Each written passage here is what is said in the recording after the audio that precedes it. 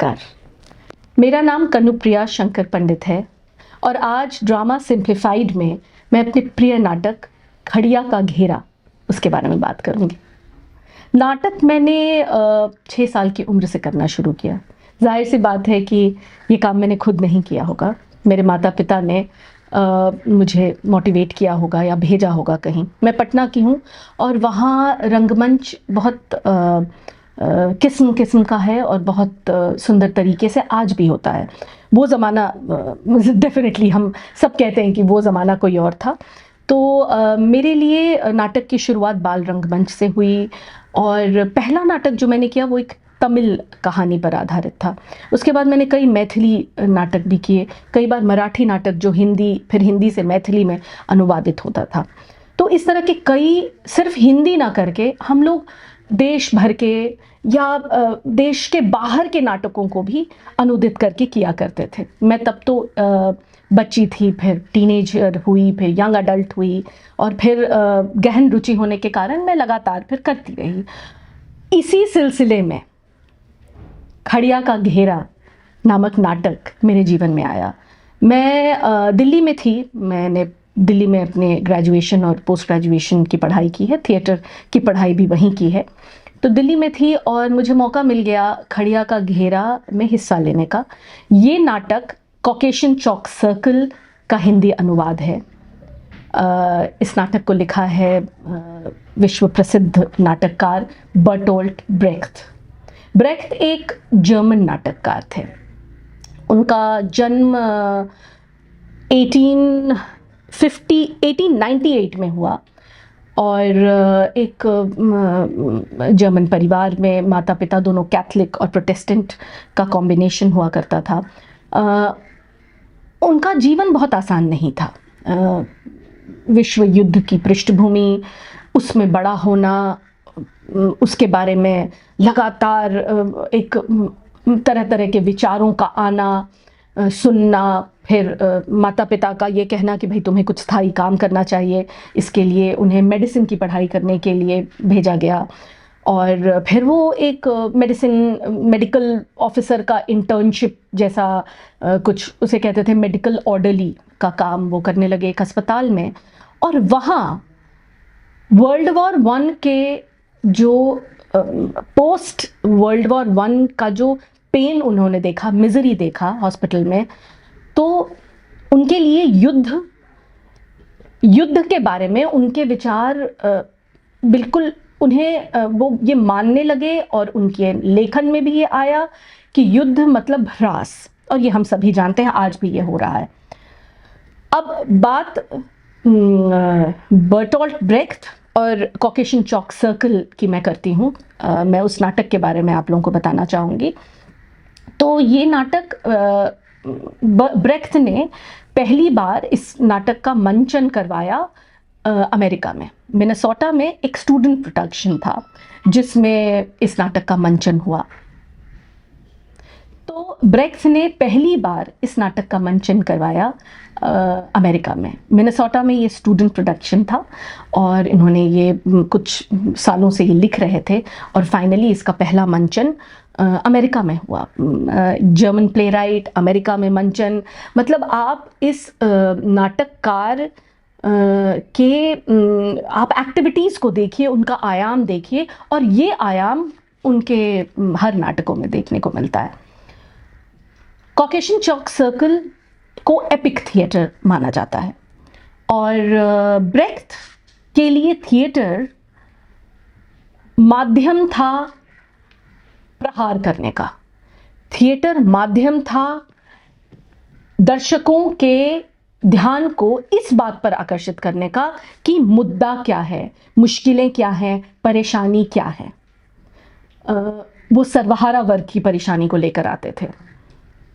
तो उनके लिए थिएटर, जैसे जब उन्होंने पहला मंचन किया या जब वो खुद करते थे अपने एंसेम्बल में मंचन, तो उनके लिए ऐसा कुछ नहीं था कि लाइट कहीं छुपा रहेगा या बड़े बड़े सेट्स होंगे। एपिक है तो सेट होगा, एपिक का मतलब होता है महाकाव्य, कि बड़े सेट होंगे, बड़ी लाइटिंग होगी, बड़ा मतलब कहीं पीछे से बैकग्राउंड कुछ आ रहा होगा, ऐसा कुछ नहीं था। उनके लिए अगर नाटक है और सामने अगर लाइट रखा हुआ है या फिर कहीं से किसी चीज़ की लाइट मुंह पे पड़ रही है, उनके लिए ये काफ़ी था, क्योंकि उनके लिए ये ज़रूरी था कि आप इस टेक्स्ट को समझे, इस मुद्दे को समझे और बिल्कुल भाव प्रवण होकर इस नाटक में बह न जाएं, किसी कलाकार के अभिनय को देखकर रोने न लगे और इमोशनल ना हो जाए और इससे कि हाँ क्या अभिनेता है, वाह वाह वाह, क्या मोमेंट क्रिएट किया, ओ, और आप अपनी बातें याद करके रो रहे हैं, वो जो एक होता है कैथारसिस, वो सब चीज़ों में वो विश्वास नहीं रखते थे। तो इसीलिए कहा जाता है, मैंने कईयों के मुंह से भी ये सुना है कि ब्रेख्त अपने नाटकों में कोशिश करते थे कि खराब एक्टर्स लें, क्योंकि उनका कहना था कि मेरे लिए, मैं यहाँ कुछ लार्जर देन लाइफ कुछ क्रिएट नहीं कर रहा हूँ, हाँ मैं कहानी कह रहा हूँ और मैं चाहता हूँ वो कहानी आपके दिल को छुए और आप इसके बारे में सोचें कि यहाँ हो क्या रहा है। तो ब्रेख्त के बारे में एक छोटी सी मैंने एक मतलब किस्से की तरह से मैंने आप लोगों को ये बताया, और हालांकि उनके बारे में आपको बहुत कुछ पढ़ने को मिलेगा। मैं ये आशा करती हूँ कि ये चीज़ आपकी रुचि को थोड़ा सा इंस्टिल करेगा कि आखिर ये थे कौन, ये नायाब इंसान। अब मैं आती हूँ मेरे पसंदीदा नाटक खड़िया का घेरा के बारे में बात करने के लिए। तो खड़िया का घेरा कॉकेशियन चौक सर्कल का अनुवाद है, और मुझे मौका मिल गया था कुछ, अब जब मैं बैठती हूँ सोचती हूँ तो मुझे लगता है 26-27 साल पहले मैंने इस नाटक को किया था। Robin Das national school of drama के प्रोफेसर, अब तो रिटायर हो गए हैं, उस समय वो आए थे श्री राम सेंटर से डायरेक्ट करने के लिए। एक यंग लड़की के तौर पर जब मैं इस टीम में एक वर्कशॉप के दौरान थी, तो पहले वर्कशॉप होता रहा, आप वर्कशॉप के बारे में आप सब जानते हैं कि हमें थोड़ा सा आइस ब्रेकिंग होता है, हमें लूजन अप करना होता है, एंड ये एक प्रोसेस है जिससे हम सब गुजरते हैं। तो वो जब हुआ और जब हम स्क्रिप्ट पर आए, काफ़ी सारी चीज़ें समझ में आई, काफ़ी सारी चीज़ें नहीं समझ आई, क्योंकि बहुत सारी चीज़ें हैं विश्व पटल की जो हमें समझ में नहीं आती हैं, उस समय भी नहीं आती थी, आज भी नहीं आती। अब मैं आपको ये बताऊं कि मुझे ड्रामा सिंप्लीफाइड के लिए जब पढ़ना पड़ा, रादर मैं कहूँगी, क्योंकि जैसे ही मुझे बोला गया कि आप किसी नाटक पे बोलिए, तो सबसे पहला ख्याल मुझे आया कॉकेशियन चौक सर्कल। तो जब मैं वापस पढ़ी हूँ, कितना कुछ, कितने सारे सीन्स मेरे सामने आए और मुझे लगा मैंने कैसे किया होगा, या ये कैसे कैसे हुआ होगा, क्या ये हुआ था? डेफिनेटली वो हुआ था, लेकिन मैं हैरान हूँ, क्योंकि वो एपिक है, उसकी कहानी विस्तृत है। तो ये कहानी है नाटक में नाटक। पहला एक्ट जो है वो एक दो किसानों का गुट है जो लड़ रहे हैं आपस में। ये समझिए आप विश्व युद्ध के बाद नाज़ीज़ ने जो ज़मीनें फिर वो छोड़कर चले गए थे, तो एक पॉइंट पर वो उनको हटाया गया था, तो फिर वापस ज़मीनें मिली सालों बाद। तो किसानों के गुट में लड़ाई हो रही है और एक विशेषज्ञ है वहाँ। लड़ाई ये हो रही है कि हमें ये मिलना चाहिए, एक गुट ये कह रहा है, क्योंकि ये पारंपरिक तौर से हम लोगों ने, हमारे शीप्स और हमारे जो भेड़ बकरियां हैं वो इसमें चरते आए हैं, और दूसरा गुट कह रहा है नहीं ये हमें मिलना चाहिए, क्योंकि हम चाह रहे हैं कि इसमें हम कुछ कंस्ट्रक्टिव करें, हम कुछ फलों के पेड़ लगाएं, हम खेती बाड़ी करें, हम अपने अब आगे के जनरेशन्स के लिए भी हम कुछ छोड़ कर जाएँ। ब्रेख्त या फिर वो विशेषज्ञ जो भी कहिए, ब्रेख्त का पॉइंट ऑफ व्यूज़ विशेषज्ञ की ज़ुबान से उन्होंने जो किसान जो पेड़ पौधे लगाना चाहते थे उनको ये ज़मीनें दे दी, लेकिन उन्होंने कहा कि मैं आप लोगों को एक कहानी सुनाता हूँ। तो ये हुआ, वो नाटक चल रहा है, उस नाटक में ये कहानी शुरू हुई। ये कहानी 2 पैरेलल कहानियाँ हैं। ये कहानी उस गवैये और विशेषज्ञ के ग्रुप ने गाना शुरू किया। तो अब शुरू हुआ वो नाटक खड़िया का घेरा। तो ये 2 पैरेलल कहानियाँ हैं। एक कहानी है ग्रुशा की और एक कहानी है अजतक। ये दो पात्र हैं, मैं दोबारा इन पात्रों पर वापस आऊंगी। तो ये कहानी शुरू हुई कॉकेशिया, रशिया के एक किंगडम की, जहाँ पर गवर्नर हुआ करता था, बड़ा रिच, बहुत अमीर और बहुत ही विलास, मतलब अपने अपने जो भी उनके पास आसपास था उसे मज़े मज़े से बिल्कुल उसमें लिप्त रहने वाला, अपने बच्चे में लिप्त होने रहने वाला, अपने जो वो गरीब लोग थे उनसे कोई लेना देना नहीं। उनकी पत्नी नतालिया थी, जिन्हें थोड़ी सी कमाल की बात है कि उन्हें थोड़ा सा ये भी होता था, जेलसी होती थी अपने पति से कि वो बेटा माइकल पे ज़्यादा ध्यान देता है। तो सब अपने आप में सेल्फ अब्जॉर्ब्ड रमे हुए, और कैसे कहानी, नाटक की शुरुआत ही होती है एक सिविल वॉर से, एक कू से, कि इनका एक जिसको फैक्ट प्रिंस, मोटा राजकुमार कहा जाता है, जो गवर्नर अबाशविली हैं, उनका पहला फर्स्ट कज़न रहता होगा, चचेरा भाई या कुछ, वो कैसे अपने ही भाई के अगेंस्ट एक अंदर में युद्ध छेड़ता है। उसी अंदर राजमहल में ही सबको भागना पड़ता है, और उस गवर्नर का सर कलम कर दिया जाता है। उनका कोई अता पता नहीं, बस वो शुरू में ही आए और चले गए। कहानी शुरू होती है उनकी पत्नी से, उनको कैसे समझाया जाता है, सैनिक लोग, क्योंकि सैनिक तो लॉयल होते हैं अपने राजा और अपने गवर्नर के प्रति, तो वो चाहते हैं कि कैसे भी करके हम अपनी, चाहे जैसे भी हो ये हमारे लिए किसी चीज़ की व्यवस्था करें ना करें, इन्हें हमें कहीं एक सुरक्षित स्थान पर ले जाना है। तो आपाधापी अफरा तफरी मची हुई है और उनको ले जाने के लिए पीछे पड़े हैं सैनिक, लेकिन वो सिर्फ ये सोच रही हैं कि मेरी वो रेशमी, मेरा वो कुर्ता, मेरा वो ड्रेस, मेरी वो शॉल, मेरी वो चप्पलें, ये सब ली गई हैं या नहीं, जबकि बाहर खूनम खून हो रहा है, बाहर उनके पति को का सर कलम कर दिया गया है, लेकिन वो अंदर में इस तरह की वो बातें कर रही हैं, और जैसे तैसे समझाते हुए कि अभी एक कैरेज है, एक जो भी बैलगाड़ी जैसा है वो है, अभी हम उस पर जा सकते हैं। थोड़ी देर बाद कोई आया, बोला वो बैलगाड़ी में भी नहीं जा सकते, हमें सरपट घोड़े पर जाना पड़ेगा, ये सब सामान हम संदूक नहीं ले जा सकते।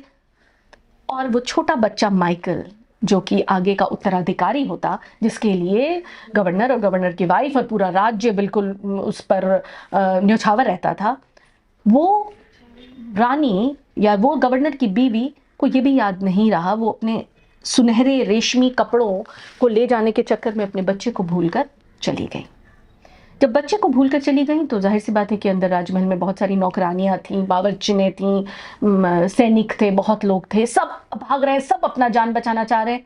उसी सिलसिले में एक लड़की, गुरुशा, समझिए कि एक योग कहिए कि उसके हाथ में वो बच्चा आ गया, उसे किसी बूढ़ी बावर्चिन ने दे दिया कि तुम रखो, मैं तो कुछ और कर रही हूँ। और समझिए कि वो समझदारी और बहुत शैतानी से उसने इस अकेली लड़की के हाथ में वो बच्चा दे दिया कि अब तुम इसका जान बचाओ।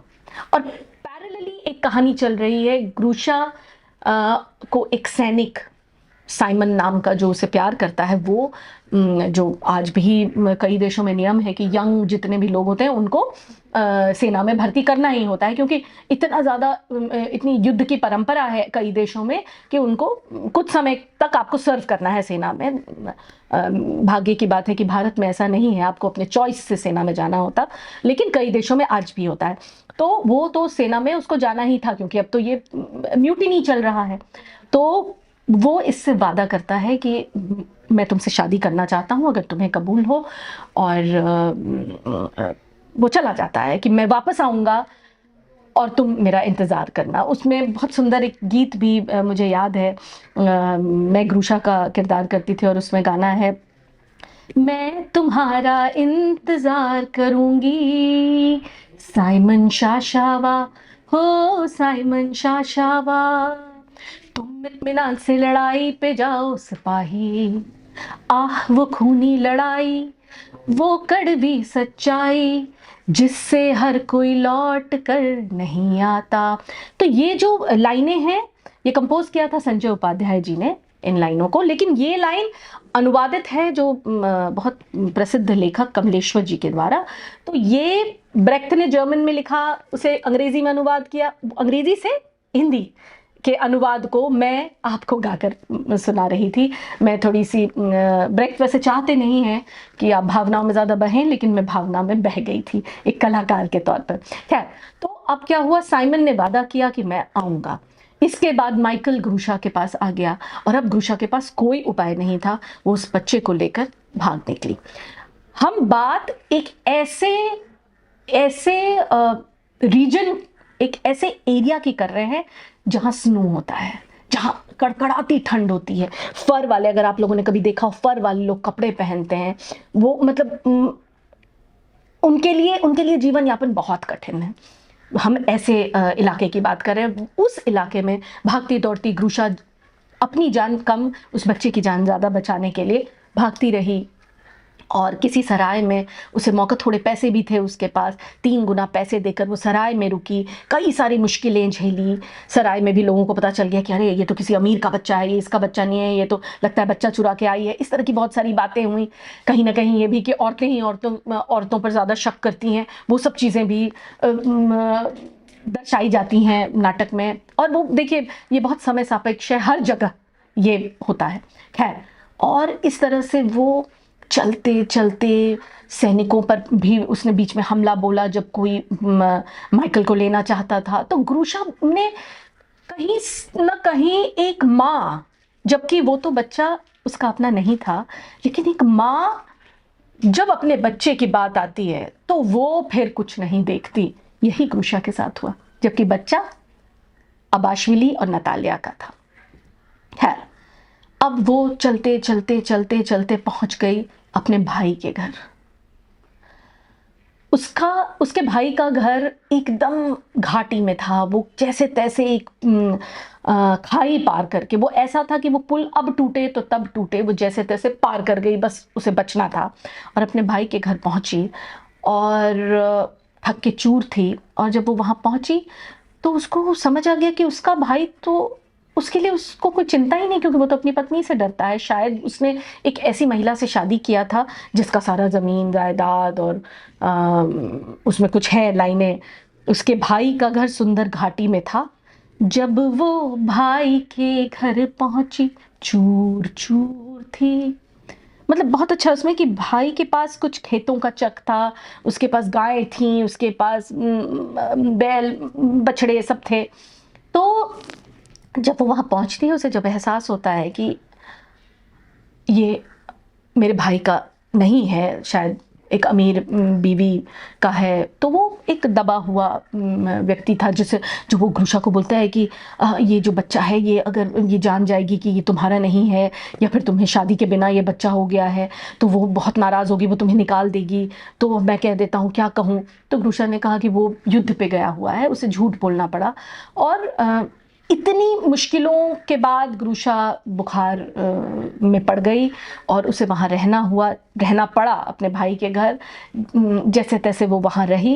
तो एक दिन ग्रूशा का भाई लबरेंती उसके पास आया और बोला कि ग्रूशा, काफ़ी समय से तुम यहाँ रह रही हो, लेकिन अब तो मौसम भी ठीक हो रहा है, तो तुम्हारे लिए एक बहुत अच्छी मैंने योजना बनाई है।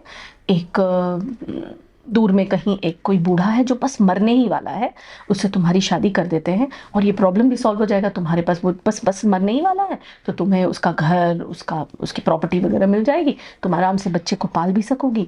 और ये जो मेरी पत्नी है, जो बिल्कुल चाहती नहीं है कि तुम यहाँ रहो, इससे दूर भी हो जाओगी। तो एक बड़ा बेचारा लाचार भाई उसे ये बोलता और ग्रूशा क्या ही करती। युद्ध का समय था, उसने हाँ कह दिया। ग्रूशा का भाई उसे लेकर गया वहाँ और छोड़ आया, और वहाँ एक बीमार इंसान बेड पर पड़ा हुआ था। बस ऐसा लग रहा था कि अब मरेगा तो तब मरेगा। और उसकी माँ, उस इंसान की माँ ग्रूशा का स्वागत करती है और बोलती है कि बस तुम चिंता मत करो, मेरा बेटा तो बस समझ लो मरने ही वाला है। मैंने केक बनाया है तुम्हारी शादी के लिए, किसी पादरी वगैरह को भी, लोकल पादरी को भी बुला ली थी कि बस हाथ के हाथ कर लें। अच्छा, वो समाज ऐसा भी था जहाँ ये बातें भी होती थी कि अच्छा बिना शादी के बच्चा, अच्छा इसके हाथ में बच्चा, इसका पति कहाँ है। जबकि मतलब मैं समाज को, आज के समाज से जब जोड़ती हूँ तो लगता है कि चाहे भारत हो चाहे कोई और देश, स्त्रियों के लिए समाज वही है। स्त्रियों की स्थिति इस देश में या किसी और देश में कुछ खास अलग नहीं है। खैर, तो उस पादरी को बुलाया गया। सब थोड़ी शक की निगाह से देख रहे हैं कि ये बच्चा कहाँ से आया, ये तो बीमार है। और पादरी जल्दी जल्दी शादी करा रहा है। और लोग जो आए हैं, बहुत अच्छे से इन्होंने, ब्रेख्त ने मेंशन किया है कि जो लोग आए हैं, अब चूंकि युद्ध की पृष्ठभूमि है, युद्ध है, आज यूक्रेन और रशिया में युद्ध है, इन्फ्लेशन पूरे विश्व में देखने को मिल रहा है। हर कंट्री के करेंसी की कीमत कम हो रही है युद्ध के कारण। बहुत सारे लोगों की नौकरी गई। तो वहाँ जब लोग आए तो वो बस केक खाने आए थे। तो जो उसकी सास ने केक बनाया था, जो कायदे से था तो शादी का केक, लेकिन वो सब मैयत का केक समझ के खा रहे थे और उसकी सास को गुस्सा भी आ रहा था। और बहुत सारी बातें हो रही थी, बहुत खुसुर पुसुर चल रही थी। ग्रूशा बस उस माइकल, उस बच्चे जिसको वो अपना मान चुकी थी, उसके लिए वो एक 20 साल की, 18-20 साल की बच्ची ये करने को तैयार हो गई। वो उस बच्चे की माँ बन चुकी थी। और अचानक आसपास में बात होने लगी कि भाई सुना है युद्ध खत्म हो गया है। जैसे ही ये बात हुई कि सुना है युद्ध खत्म हो गया है, ग्रूशा की जिससे शादी होने वाली थी, जिसका नाम था यूसुफ उठ के बैठ गया। वो जो बस अभी मरने वाला था, ऐसा लग रहा था, सांसें अटक रही थी, मतलब सांस नहीं ले पा रहा था, उठना तो बहुत दूर की बात है। वो उठ के बैठ गया, लड़खड़ाता हुआ खड़ा हो गया और सबको भगा दिया कि अच्छा तुम लोग यहाँ भोज खाने आए हो, यहाँ मेरे मरने का इंतजार कर रहे थे। और ग्रूशा की शादी हो गई थी उस इंसान के साथ, और अब वो वहाँ फंस चुकी थी। और वो मैं एक पाठक के रूप में या फिर एक दर्शक के रूप में इस पूरे सिनेरियो में 2-4 चीज़ें मैंने सोचा कि मैं उस माँ की स्थिति सोची जो कि निरंतर उस बेटे की सेवा करती होगी। मैंने उस लड़की की स्थिति सोची जो किसी और के बच्चे को ले लेके घूम रही थी कि कैसे भी करके मुझे कुछ नाम मिल जाए कि मैं इज्जत से रह पाऊँ और मैं इस बच्चे को बड़ा कर पाऊँ, क्योंकि उसे नहीं पता था कि साइमन बचा है या नहीं। उसे नहीं पता था कि हो क्या रहा है। वो इतनी दूर आ चुकी थी जहाँ की थी वहाँ से। और एक और चीज़ जिस पर मेरा ध्यान आकर्षित हुआ वो ये कि युद्ध में जो यंग लोगों को या फिर जो भी जिनके शरीर में दम है, वैसे पुरुषों को युद्ध में भेज दिया जाता है। उनसे पूछा नहीं जाता था कि आप रेडी हैं या नहीं उस युद्ध में हिस्सा। आज तो वो एक नौकरी है ना, आर्मी, एयरफोर्स, नेवी, किसी किसी देश में आज भी भेजा ही जाता है, इट्स मैंडेटरी। तो ये यूसुफ शायद ये युद्ध के डर से बीमार होने का नाटक कर रहा था। जैसे ही उसने सुना कि युद्ध खत्म हो गया है, उसकी बीमारी फुर्र हो गई। बीमारी फुर्र हुई, उसने ग्रूशा को और अपनी माँ की बहुत बेइज्जती की और बहुत आराम से, था तो बीमार तो था ही, लेकिन इतना बीमार नहीं था कि वो बेड पर पड़ा रहे। उससे सेवा करवाता रहा। समय बीतता गया। ग्रूशा जैसे तैसे बेइज्जती सहकर माइकल को धीरे धीरे बड़ा करती गई और साइमन की याद आती रही। युद्ध खत्म हो गया था, उसे बस हर समय मन में रहता था कि साइमन कहीं आएगा, हो सकता है मेरी मदद करे। और एक दिन वैसे ही कपड़े धो रही थी और सामने में साइमन आके खड़ा हो गया। वो साइमन जिसने कहा था कि मैं युद्ध पे जा रहा हूँ लेकिन मैं वापस आऊँगा और हम दोनों अपना घर बसाएंगे। साइमन आ गया और उसको जो प्रत्यक्ष को प्रमाण, कैसा प्रत्यक्ष में उसे ऐसा दिख रहा था कि ये बच्चा है और लगभग इतना बड़ा बच्चा है कि जितने समय वो नहीं रहा होगा, 3 साल का बच्चा है। और फिर बातचीत में पता चला कि वो शादीशुदा है। तो उसके पास अब कुछ था नहीं और कुछ पूछने को, और साइमन वहाँ से चला गया। हालांकि उसे पता था कि ग्रूशा भी उसके बारे में लगातार सोचती रही होगी और साइमन भी ढूंढता ढूंढता ही आया होगा उसे। और वो चला गया और ग्रूशा के जीवन में जो एक आशा की किरण थी कि वो कभी आएगा और हम लोग शायद एक घर बसा पाएंगे और इस बच्चे को अपना नाम देंगे और इसे बड़ा करेंगे, क्योंकि वो बच्चा उसका ही था। और फिर अगले सीन में चूँकि युद्ध समाप्त हो गया था, जो बड़े ड्यूक थे वो भी कहीं पे जो भागे हुए थे, जिनके अंडर ये गवर्नर था जिनका गला काट दिया गया था, जिनका बेटा ये माइकल था और जिनकी पत्नी भी भागी थी बच्चे को छोड़कर, वो कहीं से वो पत्नी वापस आई और सैनिकों को भेजा ढूंढने के लिए। उनको खबर लगी कि एक सजा धजा बच्चे को लेके एक नौकरानी भाग रही थी, तो ट्रेस करते करते वो लोग पहुंच गए ग्रूशा के पास, और रोता बिलखता माइकल, लेकिन उसे वो खींच कर ले गए। एक कहानी यहाँ, एक कहानी इस खड़िया का घेरा की एक कहानी का अंत यहाँ होता है। पैरेलल दूसरी कहानी चल रही थी। अब ये जो दूसरी कहानी का पात्र है, इस कहानी की पात्र ग्रूशा और उस कहानी का पात्र अज़दक, इन दोनों पैरेलल कहानी के एंड में मिलने वाला है। ये बहुत ही खूबसूरती से ब्रेख्त ने इसको लिखा है, नाटक में नाटक और उसमें दो कहानियाँ। इसीलिए ये जब मंचन किया जाता है तो इस पर बहुत ध्यान देकर, बहुत इत्मीनान से और बहुत ही सुंदर प्रोसेस ओरिएंटेड वर्कशॉप के तहत ये नाटक होता है, और इसीलिए ये बहुत आकर्षित करता है दर्शकों को, और बहुत छूता है कहीं ना कहीं और सोचने पर मजबूर करता है।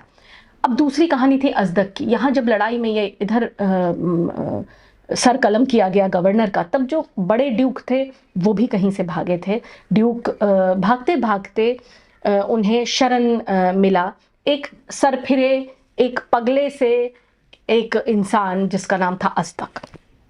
अब अज़दक ने उनको शरण दे दिया क्योंकि दिल का अच्छा था, शरण दे दिया। और जैसे ही उन्हें थोड़ी सी खबर लगी, क्योंकि सिपाही घूम रहे थे गवर्नर को, ड्यूक को, बड़े ड्यूक को ढूंढते हुए, तो अज़दक को जैसे ही अंदाज़ा हुआ कि अरे ये तो बड़ा ड्यूक है। अब अज़दक एक सोशलिस्ट, एक सर्वहारा वर्ग के बारे में सोचने वाला वो गरीब इंसान था कि जिसे एक्सप्लॉइट किया जाता है, जिसका शोषण किया जाता है, उसके लिए मैं कुछ करूं। तो वो तो सीधा सामने आके महाराजा, मतलब ड्यूक आकर उसके घर में छिपा हुआ है, तो लेकिन इंसान अच्छा, तो वो करे तो क्या करे, वो उसे मार भी नहीं सकता।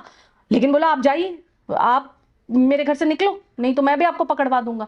वो बोला देखो मैं तुम्हें बहुत सारा कुछ दूंगा, तुम मुझे बस थोड़े दिन रहने दो यहाँ, तुम मुझे बचा लो। उसी मोमेंट पर ये सारी चीजें चल रही हैं, सिपाही ढूंढ रहे हैं ड्यूक को। अज़दक ने क्या आया मन में, उसने ड्यूक को बचा लिया, लेकिन मन में उसके एक गिल्ट रहा। और वो जहाँ सारे नए जो गवर्नर के जो सिपाही वगैरह थे, जो मोटा राजकुमार था, उसके जो सिपाही लोग थे, वहाँ जाकर वो उसने कहा कि भाई मैं अपने दिल की बात बता दूं कि ऐसी ऐसी बात है, मैंने गवर्नर को, ड्यूक को शरण दिया, आप को जो भी करना है मेरे साथ करिए। तो ये बात आई गई निकल रही थी, क्योंकि वो इस तरह का सरफिरा किस्म का आदमी था कि कुछ समझ नहीं आ रहा था कि हो क्या रहा है। खैर वहाँ जो सिपाही बैठे थे, उसने थोड़े समय के लिए इसको कहा कि भाई कुछ केसेस आए हैं, वो तुम ज़रा देखो। ठीक है, उनने अज़दक ने वो केसेस देखना शुरू किया, और हर केस में वो जज जब बना, हर केस में वो गरीबों के ही फॉर्म में उसने सुनवाई थी। एक ऐसा प्रसंग भी है इसमें जिसमें वो मोटा राजकुमार अपने भतीजे को लेकर आता है और वो चाहता है कि वो जज बने, और इस पर काफ़ी शास्त्रार्थ की तरह कहा सुनी होती है। अज़दक बहुत सारी ऐसी मतलब उसमें बहुत सारी ऐसी बातें बोलता है जो आपको बहुत ही रेलेवेंट लगेगा, और बहुत आपको ऐसा लगेगा कि ये आज भी बहुत प्रासंगिक है। जैसे अज़दक हथियारबंद जो सिपाही हैं उनके सामने एक जब न्याय की बात करता है, तो ब्रेख्त ने लिखा है, दूसरा हिस्सा शांति के बारे में है। दफ्तर ठसाठस भरे हुए हैं, अधिकारी गण कर रहे हैं सड़कों पर काम, नदियां उफनकर किनारों से बाहर बह जाती हैं, खेत परती पड़ जाते हैं, अपना पजामा बांधने की तमीज नहीं जिन्हें, वे करते हैं मुल्कों पर हुकूमत। ये लाइन सुनकर मुझे बहुत हंसी आई कि हाँ, ये हमारे देश में तो खैर ऐसा है ही। कई ऐसे लोग हैं जिनको 10 तक गिनती नहीं गिन आती, वे 56 तरह के भोजन भकोसे चले जाते हैं। अन्न उपजाने वाले किसान खरीदारों के लिए नजर दौड़ाते हैं, दिखाई देते हैं भूखमरे, जुलाहे कर्गों से वापस घर आ जाते हैं चीथड़ों में। क्या यही न्याय है? क्या यही न्याय है? इसीलिए अब हमारे बेटों का खून नहीं बहता है, हमारी बेटियां अब नहीं रोती हैं। इसलिए सिर्फ कसाई खाने के बछड़ों के खून से खून होता है, और उर्मी झील के किनारे से सरपत सुबह रोते हैं। इस तरह की बहुत सारी लाइनें हैं जो उस समाज के की स्थिति को बयां करते हैं। तो मोटा राजकुमार, जिसने गवर्नर अबाशविली के सर को कलम करवाया था और जो सिविल वॉर हुआ जिसके कारण लोगों को इतना त्रास झेलना पड़ा, वो अपने भतीजे को लेकर आता है जज बनवाने के लिए। और वहाँ एक आपस में शास्त्रार्थ और बातचीत, कहा सुनी, समाज के बारे में कुछ मुद्दों के बारे में बातचीत होती है। और अंत में कहीं से वो बड़े ड्यूक आ जाते हैं। वो ड्यूक जिसे अजदक ने अपने घर में पनाह दी थी, वो आते हैं और बड़े ड्यूक के नीचे ही काम करने वाले गवर्नर थे, और ये गवर्नर का चचेरा भाई मोटा राजकुमार था। वो बड़े ड्यूक आ जाते हैं और अपना ऋण चुकाते हैं अजदक को जज बनाकर और मोटे राजकुमार के सर को कलम करवाकर।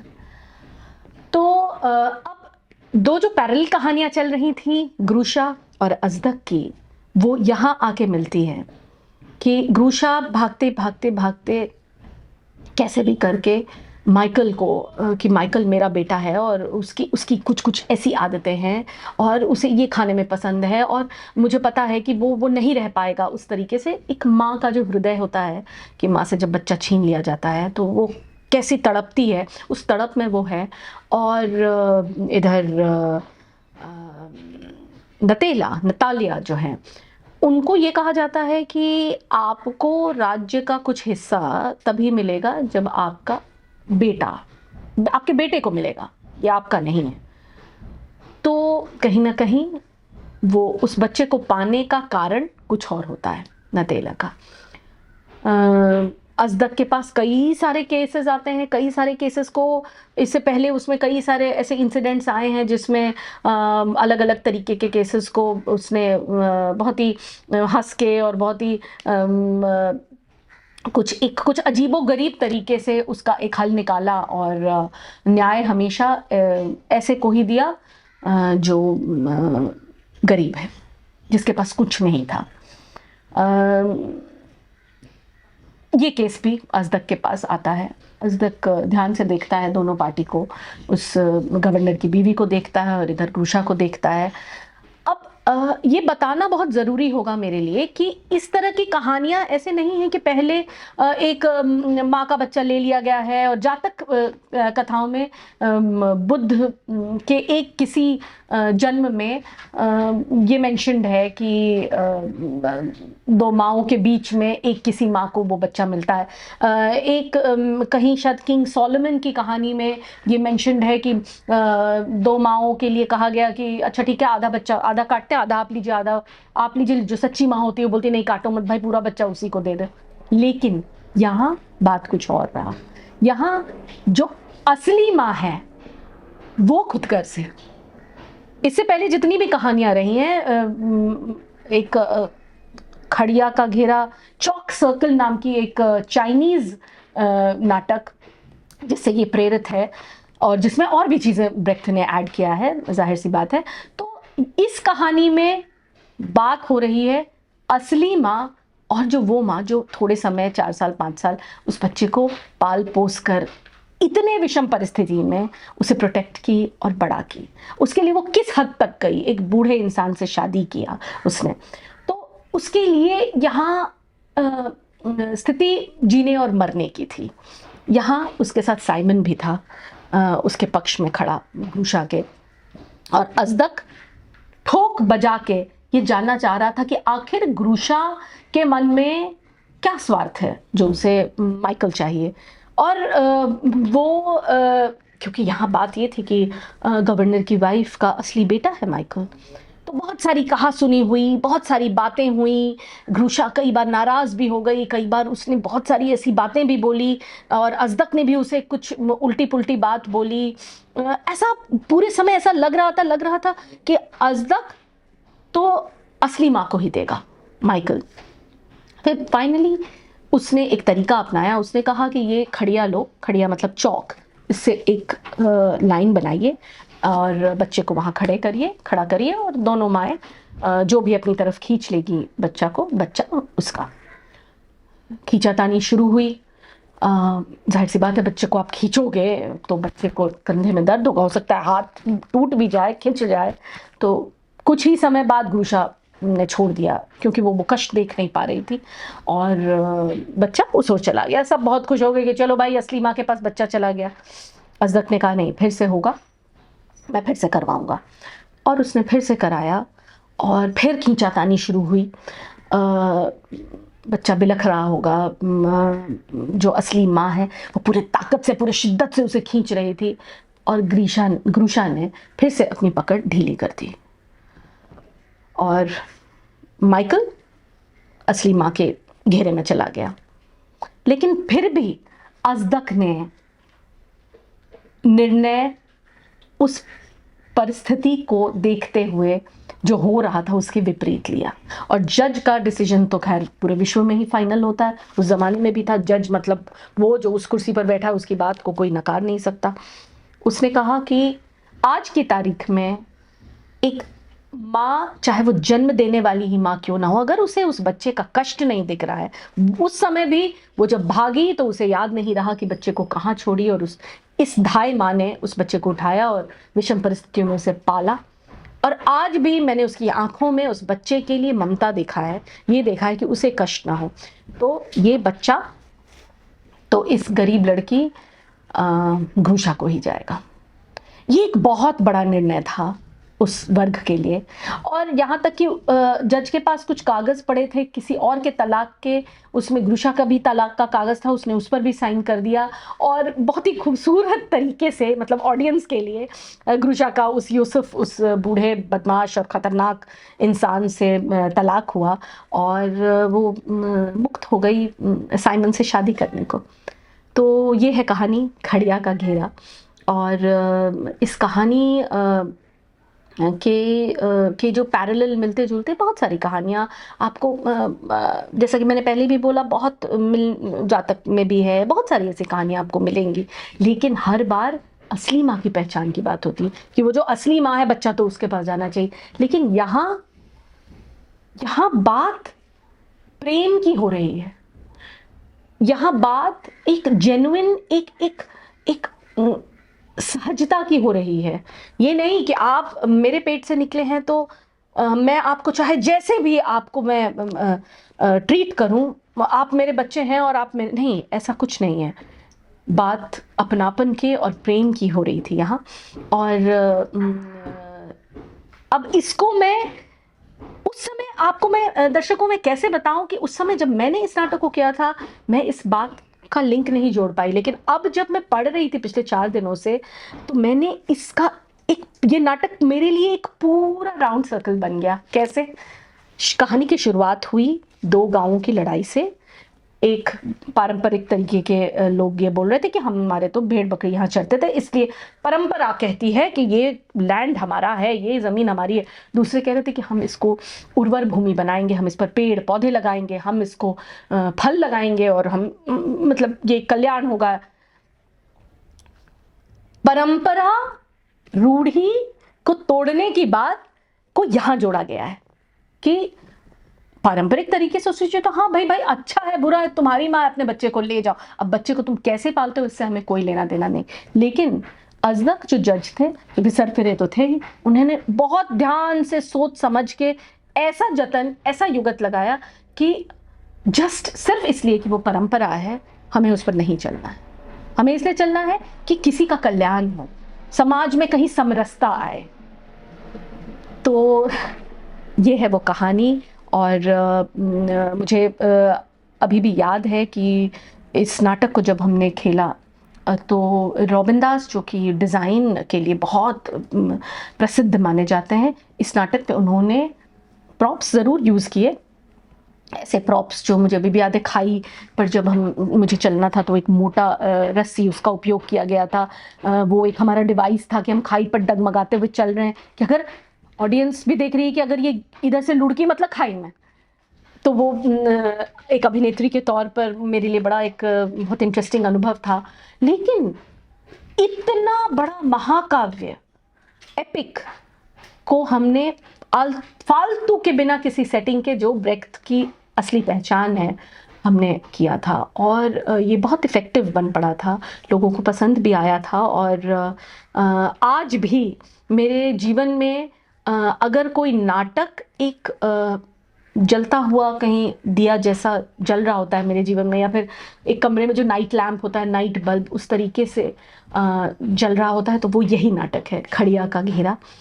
और मैं आशा करती हूँ कि ड्रामा सिंप्लीफाइड के इस एपिसोड को आप लोगों ने देखा, समझा और एनकरेज हुए कि अब आप उस नाटक को उठाएंगे, चाहे अंग्रेज़ी में चाहे हिंदी में, और उसे आप पढ़ेंगे।